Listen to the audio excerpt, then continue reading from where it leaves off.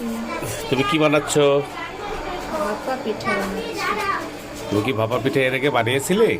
অবশ্যই, কেন নয়। আমার তো খেয়াল ছিল না।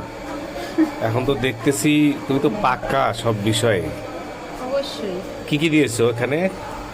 নারকেল আছে, খেজুরের গুড় আর চাউলের আটা। এই তিনটা জিনিস দিলেই হয়ে যায়? লবণ দাওনি? অবশ্যই, লবণ তাহলে- ছাড়া হবে? তাহলে তুমি ভুলে গেছো কেন? এমন কেন, আমাদের প্লেটটা নিয়ে আসো, পিঠাটা উঠাবো। তাড়াতাড়ি নিয়ে আসো। এই পাতিল কিনেছো? হ্যাঁ, পিঠা বানানোর জন্যই কিনে আনছি আজকে। এর এক্সট্রা পাওয়া যায়? এদিকে ধরো, দেখো কি সুন্দর নরম নরম হয়েছে আমাদের পিঠা। মুস্কান, ওয়াও, এত সুন্দর দেখছো হয়? কত সুন্দর হয়েছে? নিয়ে আসো বাবা। এত সুন্দর পিঠে হয়? আরে আল্লাহ, এটা হয়ে গেছে? এই হয়ে গেছে। এই আমাদের পিঠে হয়ে গেছে।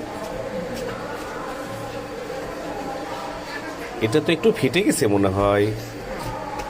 আবার একটা দিচ্ছ? দাও তো দেখি কিভাবে দাও। এত সুন্দর যত্ন করে এগুলো বানানো লাগে? অবশ্যই, যত্ন ছাড়া কোনো জিনিসই হয় না। এটা মনে হয় ভেঙে গেল। ভেঙে গেলে উঠা ফালাও। না না,